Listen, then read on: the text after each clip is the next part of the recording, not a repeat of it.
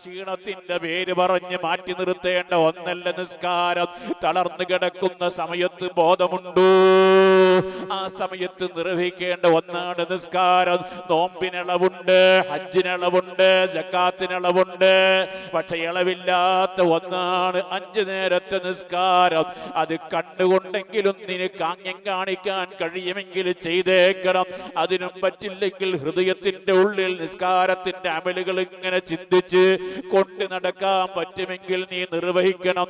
അപ്പോഴും ആ തളർന്നു കിടക്കുന്ന സമയത്ത് നീ സലാം പറയേണ്ട ഒരേ ഒരു നേതാവ് അസ്സലാമു അലൈക അയ്യുഹൻ നബിയ്യു വറഹ്മത്തുള്ളാഹ്.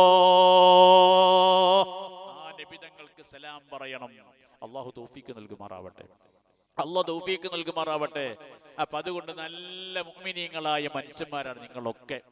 കാരണം അല്പമെങ്കിലും അല്ലാഹു തഖ്വ തന്നതുകൊണ്ടാണ് നിങ്ങൾ ഒരുമിച്ച് കൂടിയത്. എത്ര മനുഷ്യന്മാർ ഇപ്പൊ അവിടെ ഇവിടെ ഉണ്ടാവും? നിങ്ങൾ നോക്കും, നമുക്ക് വേണ്ടിയാണ് അല്ലാഹു സ്വർഗ്ഗം തയ്യാറാക്കി വെച്ചിട്ടുള്ളത്. ഇങ്ങനെ മഹബ്ബത്തുർ റസൂൽ, നിസ്കാരവും നോമ്പും ഇത് വിശ്വാസികളെ സുന്നികളെ സംബന്ധിച്ചിടത്തോളം നടന്നുകൊണ്ടേയിരിക്കേണ്ട ഒന്നാണ്.